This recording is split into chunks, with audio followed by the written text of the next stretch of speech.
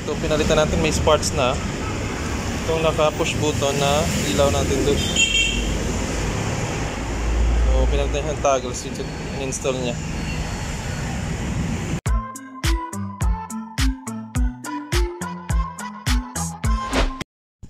Good morning, Kajusam family. So ito yung ating e-bike So ano bang mga naging problema na natin? So pakita natin kung anong unang nasira natin, pina-service natin sa ating Koromaki e-bike. So dumating na nga na sira po to. At ang nasira ay ang switch nito. So dito. Yan, so tingnan mo. Yan. Yung screen So ayaw gumana yung headlight na natin na switch. So hindi dapat ganyan. Pero dahil hindi nga siya gumana, kaya pina-replace po natin. So yun ang video na ipapakita po natin.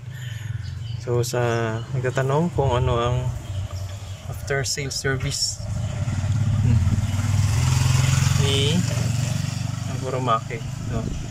So bigyan namin yung update, paano namin ni-replace at paano napalitan na. Hindi. So ito ang problem natin Kaya hindi natin ma-switch yung headlight po natin. Kaya madilim. So ang maiiwang ilaw na lang dito sa may front light natin. So kahit sa likod po wala po tayong ilaw paggabi, yun ang signal light na lang nakikita po natin. Today is the day para po dalhin po natin yung Koromaki e-bike natin sa store nila. Malapit na naman dito para i-replace ang request nating problema dun sa ilaw ng crown light po natin. Stay tuned. Ito pinalitan natin, may sparks na. Itong naka push button na ilaw natin doon. So pinalitan yung toggle switch, in-install niya. So ito na po yung pinalitan, yung ating ilaw. So naka-toggle na siya, hindi na siya naka-push button. Nakikita, nadidetect na siya rito yan. So at least pinalitan, hindi na siya madaling masira kasi sa spring daw may issue yun. Pinalitan ni Koromaki ngayon. At least na yung magawa ng tumagal na po itong switch kasi delikado siya sa gabi. Hindi nakikita ang ating signal light sa puwetan. Kaya tayo binubusinahan. So yun po ang nilakad natin ngayong araw para dun sa replacement ng ating switch para dun sa crown light natin. Ayun, so wala po tayong binayaran pala dun sa Koromaki kasi covered ng warranty. So yung service naman ay magbabayad lang tayo dun sa change oil. So ito yung affected switch so nakatoggle na nga. So actually ang natirang push button na lang dyan ay itong nasa horn, so busina natin. So may spring to, pero karamihan ito ay naka-toggle na.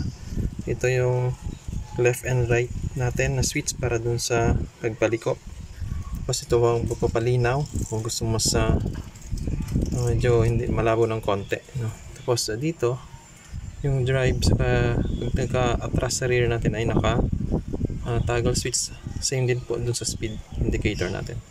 So ito yung unang nasira, yung ating push button switch para dun sa ilaw na napaka-importante for safety.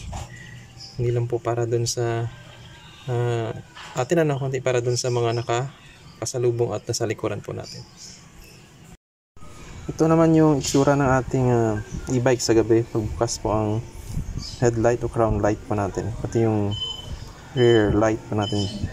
So mas maayos, mas maliwanag kahit lumabas po tayo rito sa subdivision.